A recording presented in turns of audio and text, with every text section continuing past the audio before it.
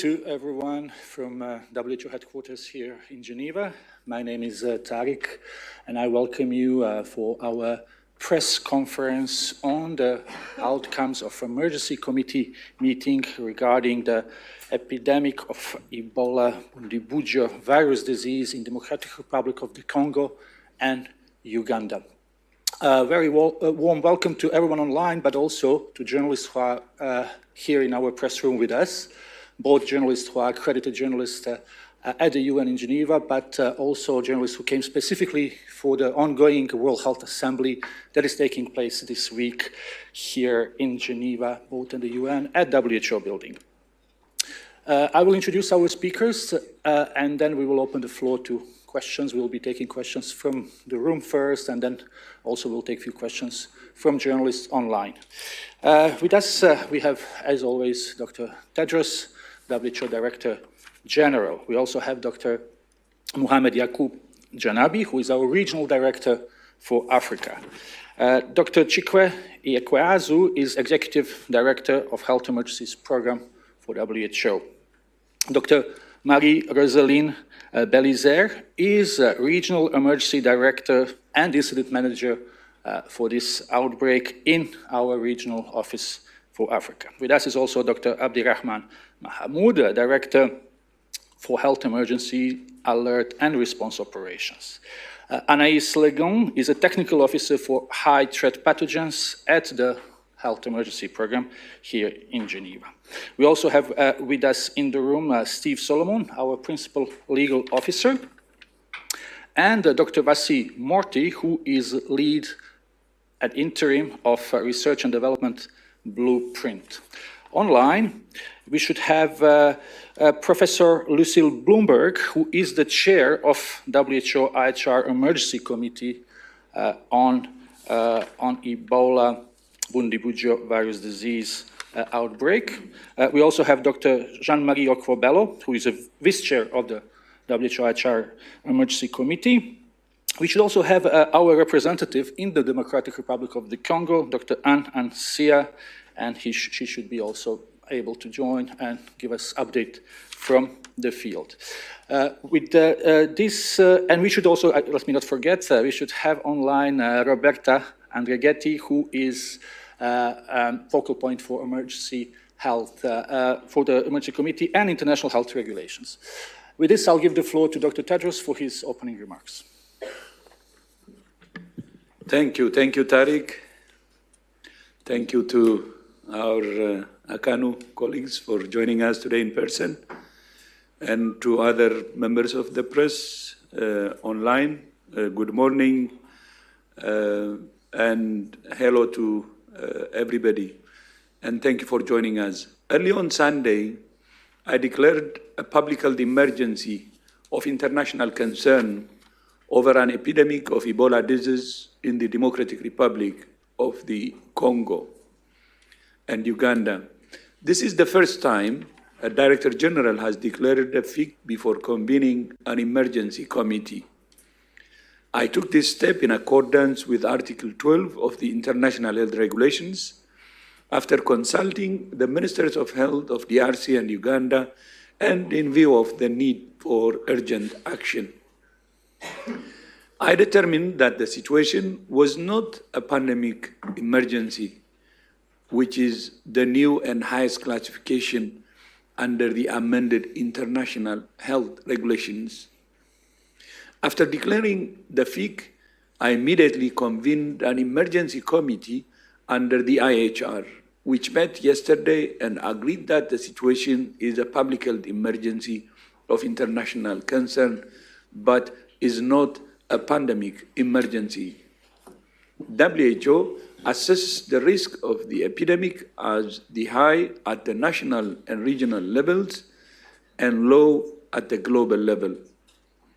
So far, 51 cases have been confirmed in the DRC, in the northern provinces of Ituri and North Kivu, including in the cities of Bunia and Goma, although we know the scale of the epidemic in DRC is much larger. Uganda has also informed WHO of 2 confirmed cases in the capital, Kampala, including one death among 2 individuals who traveled from DRC to Uganda.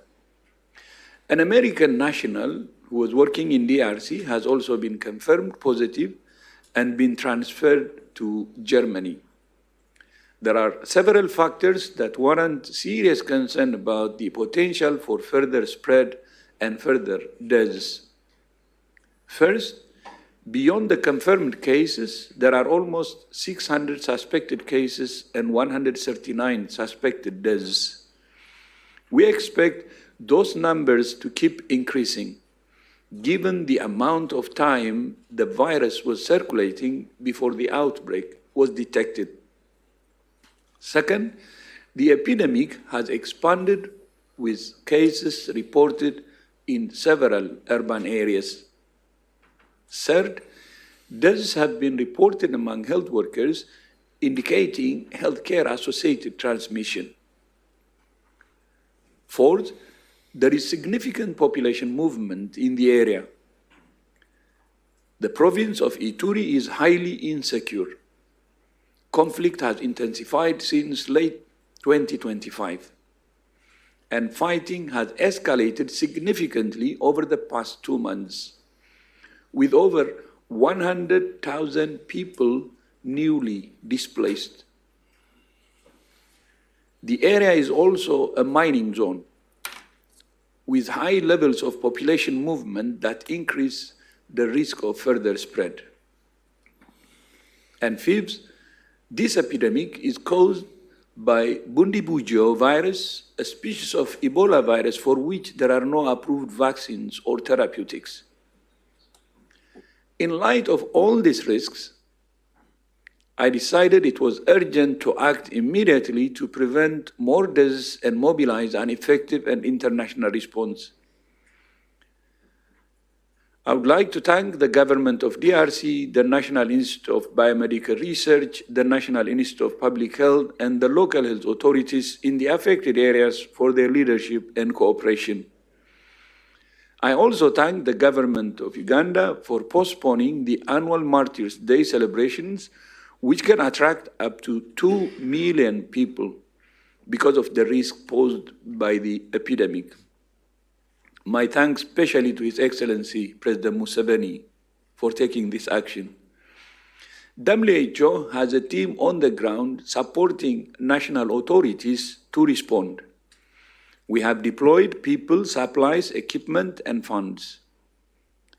To support our response, I have approved an additional $3.4 million from the Contingency Fund for Emergencies, bringing the total to $3.9 million.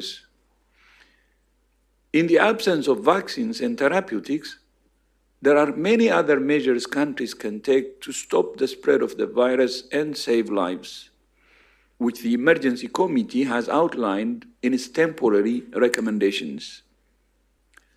To say more, I'm pleased to invite the chair of the committee, Professor Lucille Bloomberg, from the University of Pretoria in South Africa. Professor Bloomberg, thank you for your leadership at this time, and over to you. So, good morning, DG, Dr. Tedros, and members of the media. The first meeting under the International Health Regulations of the Ebola Emergency Committee took place last night, and I would like to thank the members and advisors on this committee, the Vice Chair and the Rapporteur, for convening at such short notice and sharing their expertise and experience in responding to this meeting and the call to respond to this outbreak. I'd like to thank the WHO Secretariat for their support and excellent work. We recognize the DG's swift action in response to Ebola by declaring this a public health emergency of international concern, and the members voiced their strong support for the continuation of this as a public health emergency of international concern.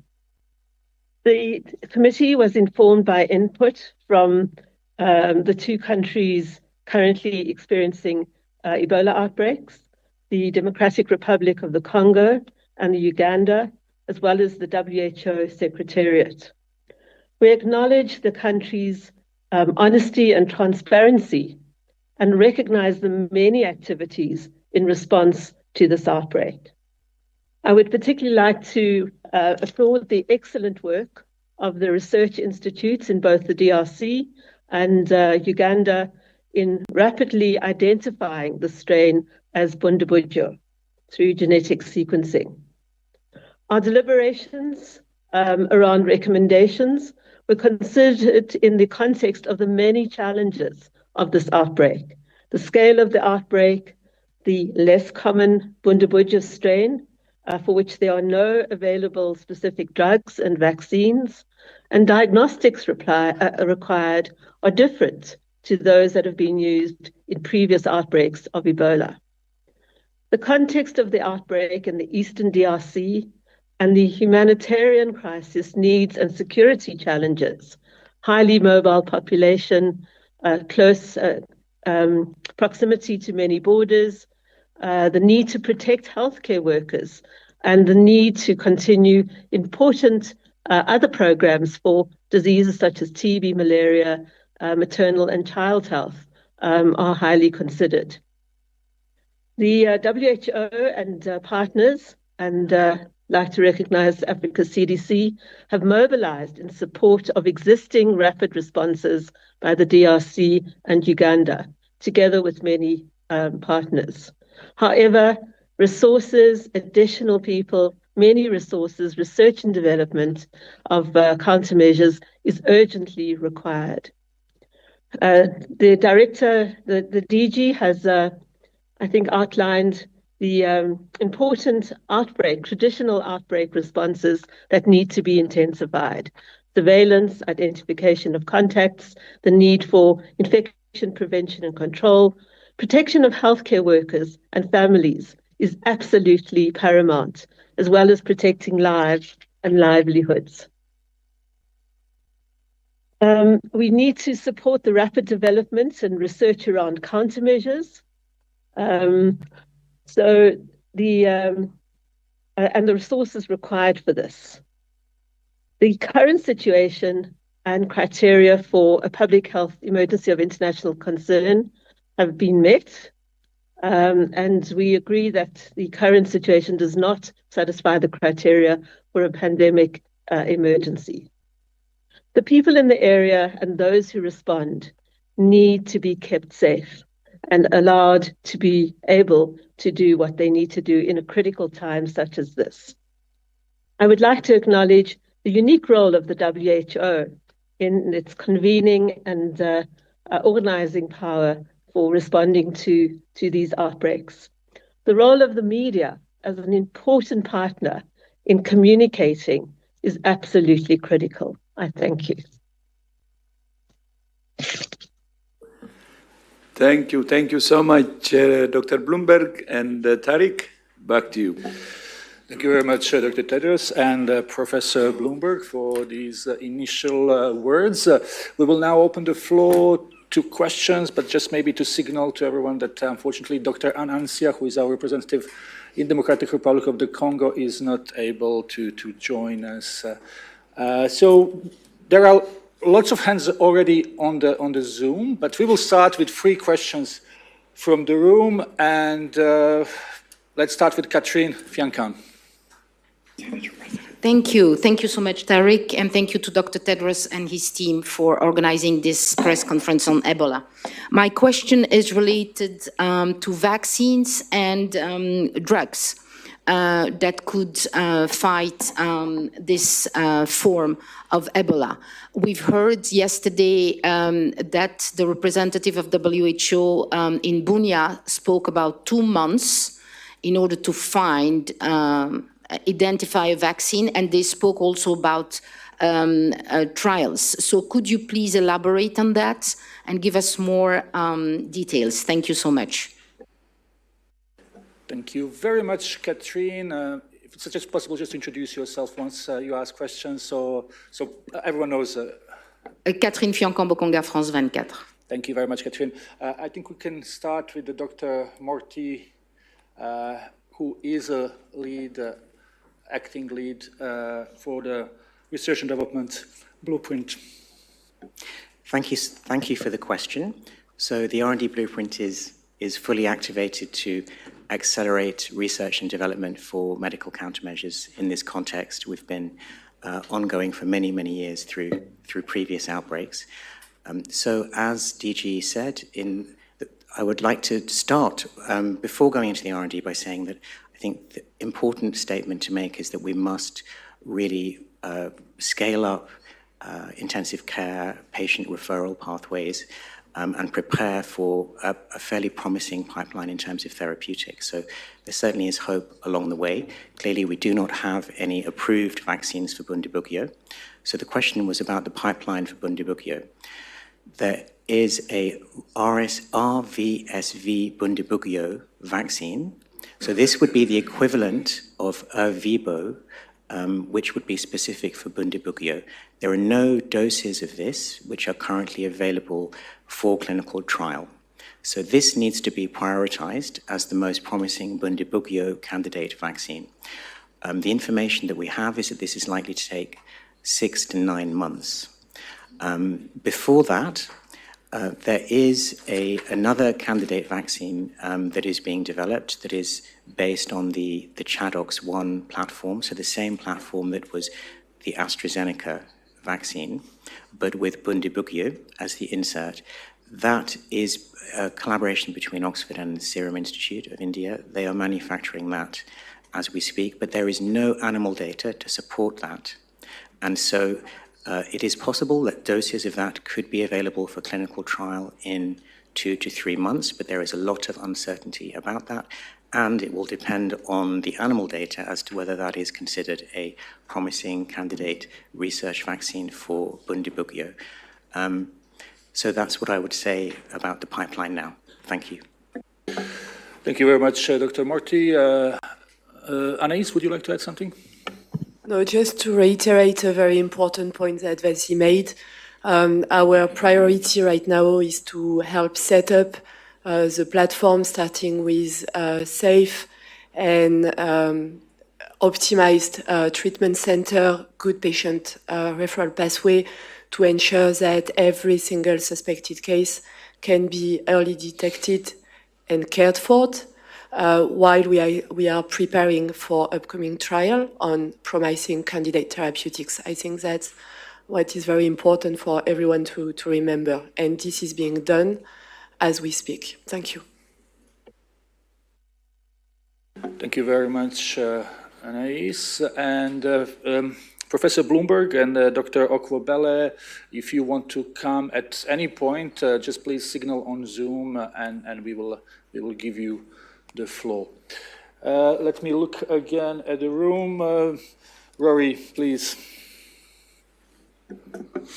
Thank you. Rory O'Neill at Politico.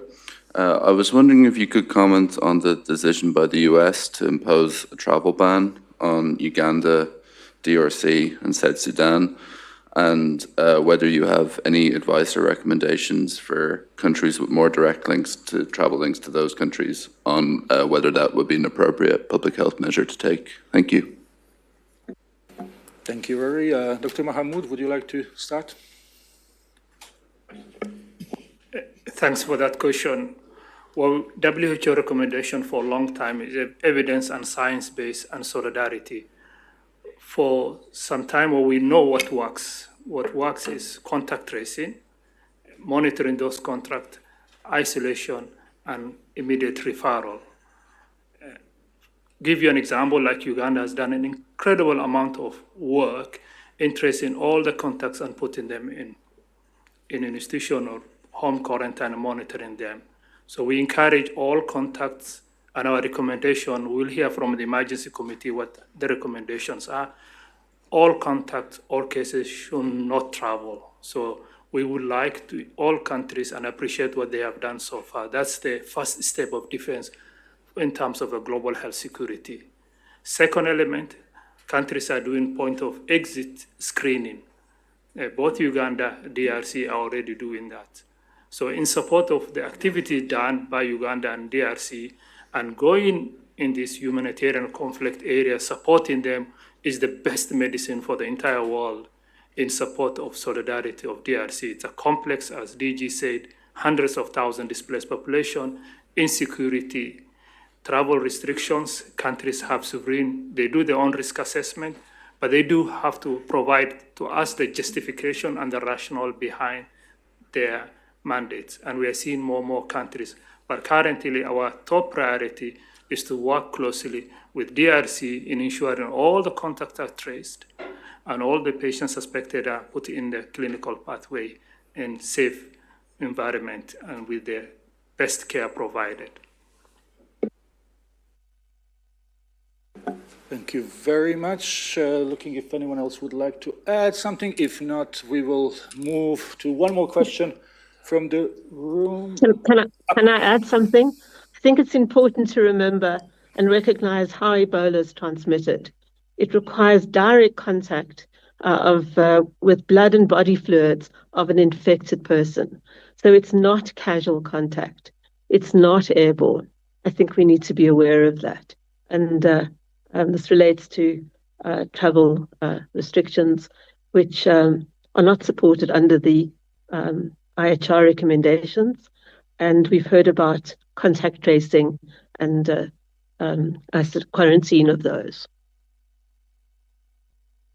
Thank you very much, Professor Bloomberg, for adding that. Let's take one more question from the room.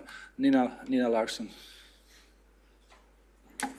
Thank you very much for taking my question. Nina Larson, AFP. I was wondering if we have any indication of how long Ebola has been spreading for, or how long it had been spreading for before it was detected, and if you have any response to U.S. Secretary of State Marco Rubio, who yesterday said that the WHO was a little late in identifying this current outbreak. What role do you see that WHO had in that detection, and what impact do you think the U.S. cuts may have had on the speed with which this response happened? Thank you. Thank you, Nina. Maybe we start with Anaïs. Thanks. This is an important question. I think a lot of people have questions around that. So regarding the detection of this outbreak, again, I would like to remind everyone that the surveillance starts within the communities and starts with the health authorities in every single country. As soon as WHO was aware of the signal, support was provided to DRC to investigate as quickly as possible. And this ended up with the confirmation late last week. Investigations are ongoing to ascertain when and where exactly this outbreak started. Given the scale, we are thinking that it has started probably a couple of months ago, but investigations are ongoing, and our priority is really to cut the transmission chain by implementing contact tracing, isolating, and caring for all suspect and confirmed cases. I defer to my colleagues for the other question. Thank you. Dr. Janabi, would you like to add something? Yeah, on top of that, I think it's important first detecting outbreaks such as Ebola in a complex setting like Ituri province in the DRC is inherently challenging. Surveillance systems rely on a combination of community reporting, local health facilities, lab confirmation, and a partner coordination. So in remote or insecure areas, it can take time for cases to be recognized, samples transported. I said the other day, from Ituri to Kinshasa is 1,700 kilometers. So until diagnosis is confirmed. So it's very important to emphasize that primary responsibility for detecting outbreaks rests with national health authorities as part of the international health regulation framework. So the WHO role is to support countries technically, operationally, and with coordination so that signals are rapidly investigated and confirmed. I just wanted to add that. Dr. Mahamoud? Thanks. Just to build on the Anais and the point raised by Dr. Janabi, is to put this in context. this outbreak is happening in a highly endemic other diseases that present similar symptoms from malaria, dysentery, and all other. So that index of suspicion, we've been picking signals from here. And yesterday we heard from the DRC authorities where their ongoing investigation are almost right now being completed. What they told us yesterday was on April 20th, there was a death of a patient. Always there's a spillover, there's a first case being detected, and then there will be a super spreading event either in a funeral or in a healthcare facility. So from the initial report they told us yesterday was April 20th, what's so-called the index case. And then the body was transferred on April 22nd. Why I'm spending some time here is just to put this in context because big statement needs to be supported with data. So April 20th, there was a death. April 22nd, that body was transferred. And May 5th was a super spreading event where we detected a social media report of deaths in the communities. The provisional government with WHO sent an investigation team on May to 12th, where they collected sample, did the EP investigations. Sample was sent to in INRP, and out of those 13 samples, 8 was confirmed. So between April 20th and May 8th, you can, in a highly malaria endemic zone, if you don't have that high index suspicion, if you don't have the right facility to test, you can, even in high income countries, you will have that delay in the start of an outbreak. So when action was taken, provisional government and the national government, and the results were available in 16 hours, in DRC, we just need to salute and appreciate what was done in a hardly complex conflict settings. Thank you very much. And Dr. Belizer, Maybe I can add to this. Dr. Tedros. Yeah. So this is very important, maybe on what the Secretary said. It could be from lack of understanding of how IHR works, and responsibilities of WHO and other entities. We don't replace the country's work. We only support them. So that's why there could be some lack of understanding. But then, of course, there is a delay in detection, and there are many factors here. Number one is security. I said it in my speech. Ituri province has been marred with conflict for some years, but the last few months was even very intense. There was very intense fighting. And the last couple of months, even more. In April, I think the highest number of civilians killed. And more than 100,000 people newly displaced, hundreds of thousands displaced in Ituri and live in camps. And displacement means not only displacement of the population, but of course, including the health workers. And health facilities cannot work optimally when there is conflict and when the health workers are also fleeing as part of course, the community which is displaced. So it affects the whole surveillance system. And not only that, it also affects access. So I think it's very important to understand in what situation is even the surveillance itself and all the things that the country does is done. The country has good capacity, by the way, they have good experience. This is the 17th, and there was recent outbreak that they arrested it, detected it early and arrested it quickly. But this is more complex. So that I think that's what we should understand, the Secretary or others. And then the second issue is, especially with regard to rapid field test, there was a problem linked to the traditional test we use. As you know, the traditional test is optimized with Zaire. And the same sample was taken and tested, but since the test kit is optimized with Zaire, it could not be detected. And then, of course, one samples were transferred to Kinshasa, and they tried to see if there are other things. The samples were transferred to the National Institute of Biomedical Research, INRB. It takes time. Imagine from Ituri to Kinshasa, and then checking all that is again adds to the complexity. But as you know, Bundi Buji has been detected, if I'm not wrong, in 2007. So it's very rare. That adds to the complexity and lack of optimization in terms of test kit. And then the third issue is, I think Abdi raised it, non-specific early symptoms. For instance, if you take malaria and typhoid, the early symptoms are the same.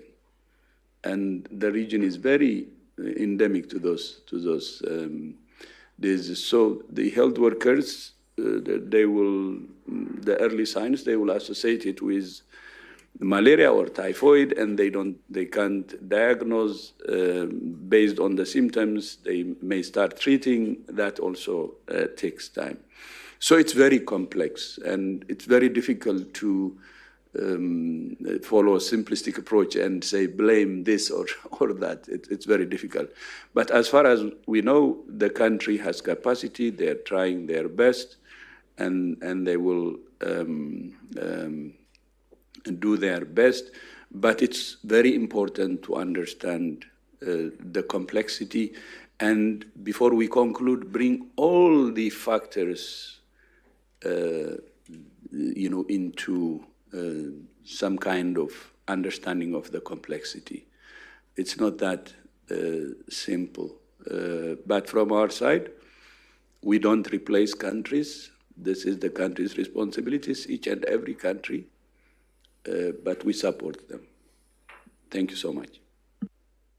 Thank you, Dr. Tedros. I understand that Professor Bloomberg would like to add. I think the DG has spoken about Bundabujo and the diagnostic challenges. So thank you very much. Thank you.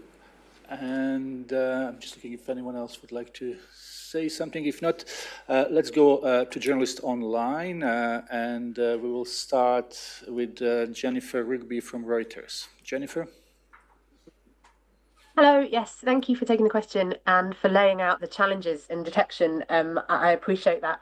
But I just wanted to check again if there's any guidance on whether any of the funding cuts from wealthy donor countries to DRC or to WHO have contributed at all to the delay in detection or the availability of tests for this rare strain, or are hampering the response now.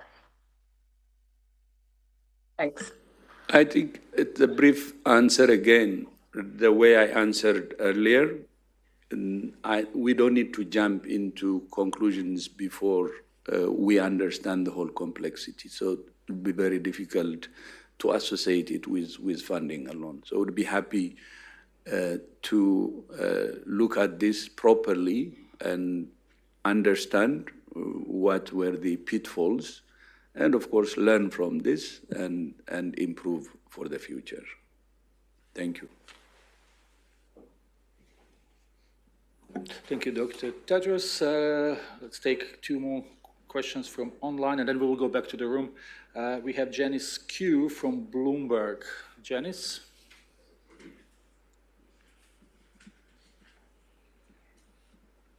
Hi, can you hear me? No, we can't hear you very well. Sorry, I'm trying to adjust my microphone. Is that better? Yeah, it is better. Great, thank you very much. I was trying to find out Merck's Ebola shots. I know that this is specifically used for the Zaire strain, but will it be given to health workers protectively? And the new promising vaccine candidate that was mentioned earlier by Professor Bloomberg, is that also produced by Merck? Janice, I think you got cut. Sorry for that. Maybe Dr. Morty can answer the first question that we were able to hear. Yes, so with respect to Merck's Ervebo, which is the licensed Ebola Zaire virus vaccine, that is a vaccine for Ebola Zaire disease. It is not a vaccine for Bundibugyo. There is, as part of the R&D blueprint determination, we have our usual processes which have been activated and are underway. So we have a vaccines R&D technical advisory group. We have a therapeutics R&D technical advisory group. So these review any potential for research evaluation in outbreak context. Those determinations are underway. And sorry, I'm not sure about the other vaccine. I didn't actually hear any other vaccine that was being talked about, but happy to take more questions. Thank you very much. Well, Janice, as we didn't hear the second question, you can send us email, as everyone knows. It's media@who.int. Let's take one more question from line, and if we can have Kai Kupferschmidt from Science, who is with us. Kai? Yes. Hey, Tariq. Thank you so much. Just a really short, easy thing, probably, but in terms of getting confirmed case numbers, are you planning to have sit reps up or anything like that? It's been difficult to get a good understanding of how the confirmed cases are kind of accruing and where to check. Thanks. So yeah, we are supporting, and when I say we, it's our colleagues in the field working very closely with national authorities to get this the picture a bit clearer, as you mentioned. And our first priority is obviously to help the DRC and the Institut National de Recherche Biomédicale to scale up their diagnostic capacities in the field so that it helps improving the management of suspected cases, identifying who is a confirmed case, who is not, and refers them to adequate treatment. So this is all working in process, and we hope to streamline information in support of our colleagues in DRC to get you a clearer picture, but also for everyone to understand the chain of transmission and being able to stop them, to stop this outbreak. Thank you. Marie-Rosaline? Okay. Thank you so much. Just to build on what my colleague Anaïs already said, effectively, we are working side by side with the government of DRC, but first we're also working to have the trust of the community. One thing we shouldn't forget in that outbreak is that this community are already being affected by a species of another Ebola. So now this community think that they are protected from Ebola. And there's a new species from which they are not protected. It's very important that the trust and the community should be there. So the team is already in the field in Bunia, in Butembo, in Katwa, in Goma. In Goma, we have a team that has never left Goma, doing all the insecurity that has been there. So we are in the field, we are doing the job together with the Minister of Health and supporting of that community. For treatment center, we already identifying together with the minister where we can place the treatment center. And you know, in WHO, what we really recommend to country is to have the response closer to the community in order to avoid resistance at a community level. So the treatment center are being places in where the outbreak is ongoing. So far, we have more than 13 health zones that has been affected in 2 provinces. So the outbreak is really spreading. It is a serious outbreak, but it is not this is something that we can control together. So other things also that we are really doing is working together in joint coordination with Africa CDC in order to put all the resources together and to avoid duplication in the field. Thank you. Thank you very much, Dr. Belizaire. Well, we have time for a couple of more questions, and let's see here back in the room, Stefan. And if we can really have one question per journalist, so we take a few more before we close. Thank you very much, Stéphane Bussa from Le Temps newspaper. I have a question for Professor Bloomberg. You talked about your conversation yesterday within the emergency committee. Could you specify again the recommendations that the committee has made yesterday? Thank you. Yes, thank you very much for the question. So our task was to decide whether this event constitutes a public health emergency of international concern. You heard from the DG that he had already declared this before the meeting. So we confirmed that we agreed with his decision and that this should continue. It satisfies all the criteria. We heard from the countries and about their actions and heard about many of the challenges. And our role is to provide additional or supported temporary recommendations to member states. That's around many of the things we've already discussed today, the need for R&D, the need to scale up surveillance, quarantine, and identification of contacts, safe burials. I think it's the usual outbreak response to Ebola, and we will be finalizing our recommendations to member states in the next day or so. But I think our prime aim was to support the decision and decide whether this is a public health emergency of international concern, and to consider where there's a pandemic emergency, but the former was agreed to. So I hope I've answered your question. Thank you very much, Professor. Let's go to NPR. We have Jonathan Lambert online. Jonathan? Hello, thanks for taking my question. It's about testing capacity. My understanding is that a shortage of lab test supplies and reagents was at least in part responsible for delays in confirming that this was Ebola. Can someone speak to the supply chain of testing and reagents and kind of where funding for this, as well as funding for the transport of samples, comes from and what might have caused the shortage? Thank you, Jonathan. Anaïs? Yes, thank you. I will try to be as little technical as I can. As you understand, the virus circulating is part of a genus of called ortho-Ebola-virus. It's a different species that the one that is called Ebola virus. I know it is not very easy to understand, and we apologize for that. We have taxonomists helping us on that. So there are a number of tests that can detect Ebola virus, all right? And there are also tests that can detect all the different ortho-Ebola viruses.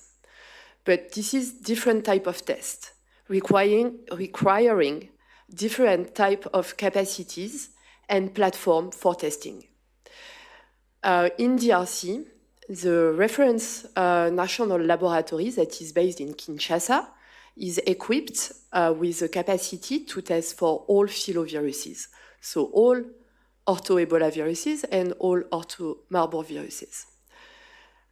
In the field, they've scaled up capacity in the past because of the previous outbreak, to the support to the people who recovered from the disease, the ability to detect Ebola virus on a platform that can only detect that virus.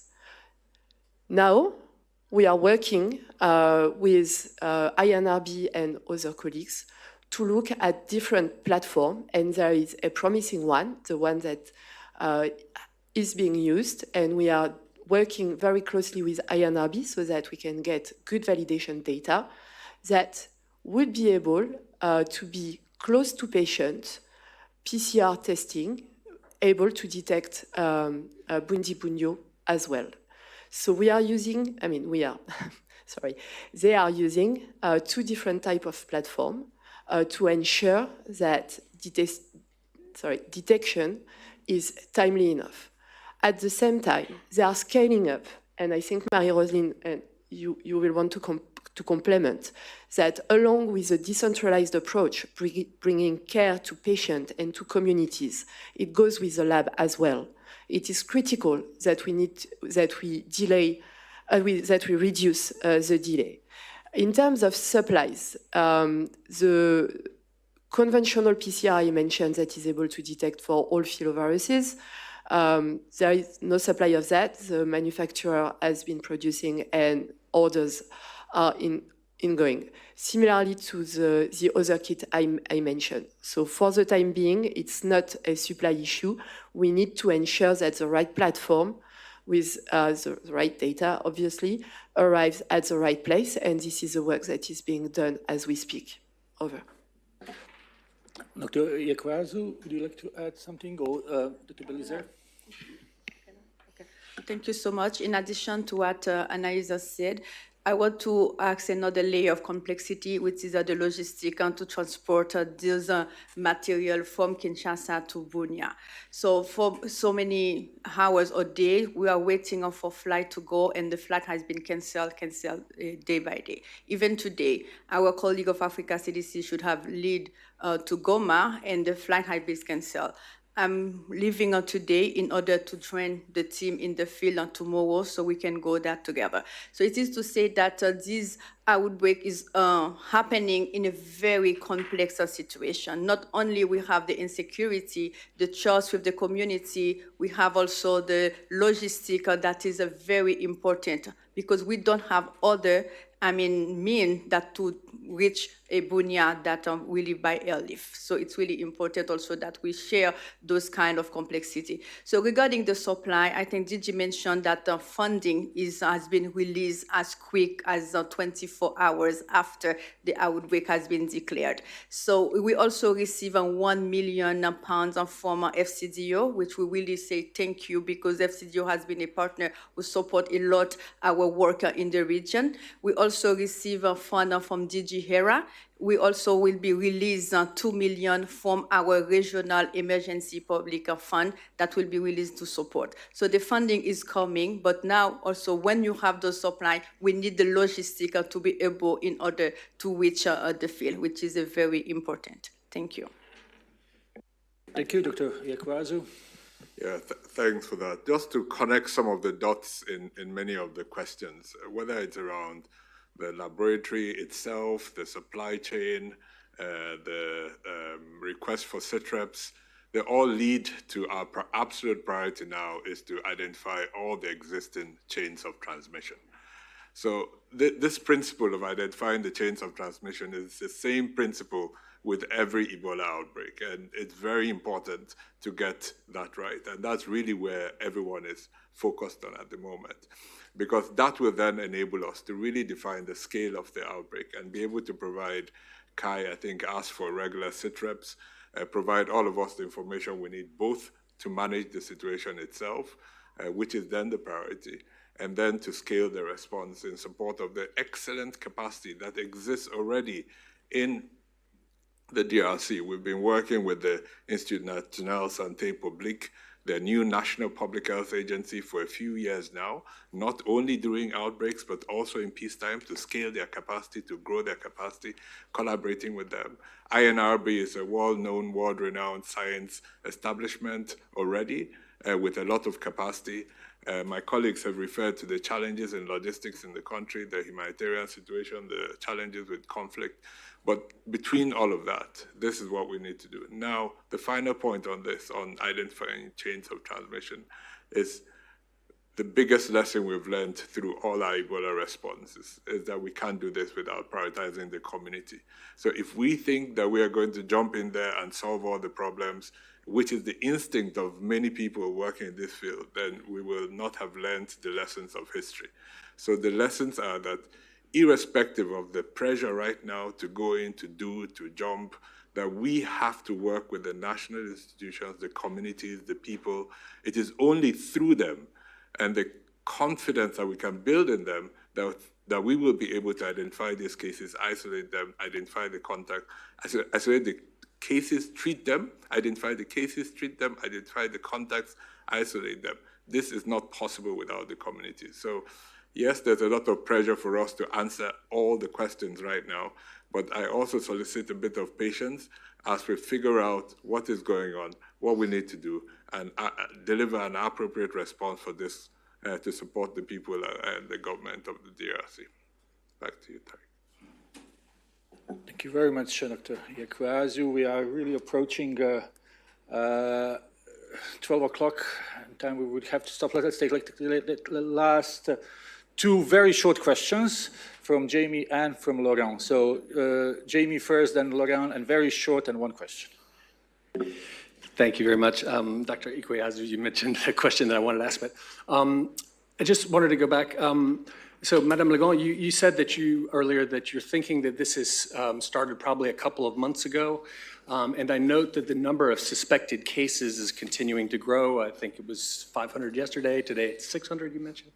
So based on those dynamics, what is your projection about how long this outbreak could last and how many people could be affected? Basically, to give us an early idea of what you just mentioned, Dr. Ghebreyesus, about defining the scale of this outbreak. What are your early projections about that? And I just wanted to ask another quick one, which sort of alludes to what you said.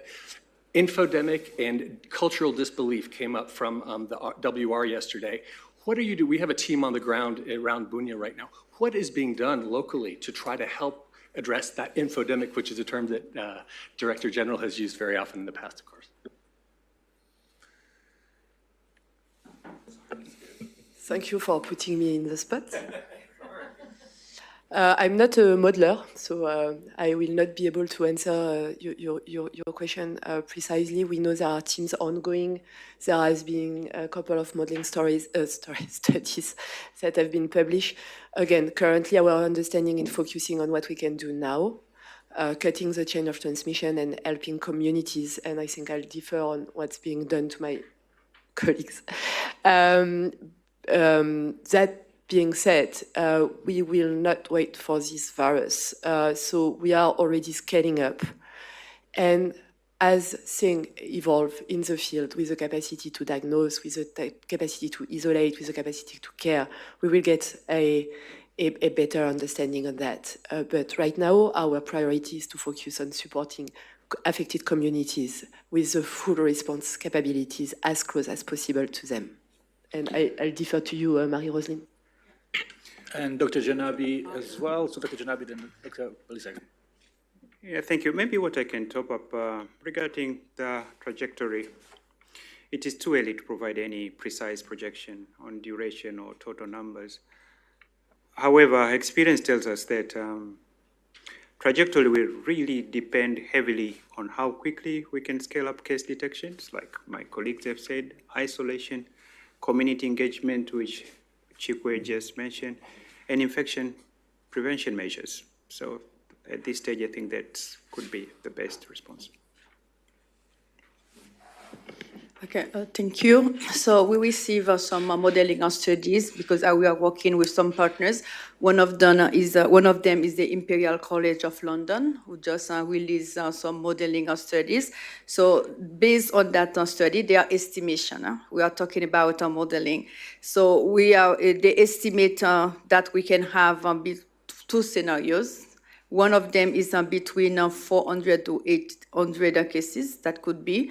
And also one of them the worst scenario could be 1,000 cases. So they use the method of geographic spread. That is one of them. And the second method they use is the back calculation from death. So far, as a number of deaths, how many cases they can produce in the community. However, as my colleague said, they are estimation, and the reason why we are going on the field with my colleagues, epidemiologists, and also clinical care from HQ, in order to have a preliminary assessment that can give us an idea on what are we really talking about, what is the extent, and what could be really the starting date of that outbreak, so that can give us an idea on how we set up this response. But we already agree that the response, we will scale it up. We will not wait to scale. We will really starting a very scale up our response. And after 2 months, if the situation is under control and there is a need to scale down, so we can scale down. So that means we are using the no regret policy and no harm policy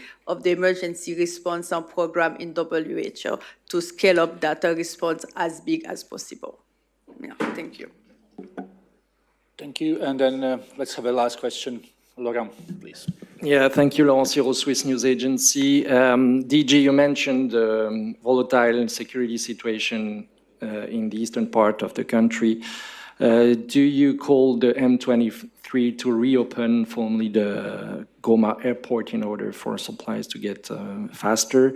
And linked to that, do you plan the deployment of international rapid response team and the IHL, or on top of the WHO team that you have already on the ground? Thank you. Thank you, Laurent. I'm just looking who would like to... Dr. Tedros, or Abdi, whoever. I can start. Dr. Yekbaz.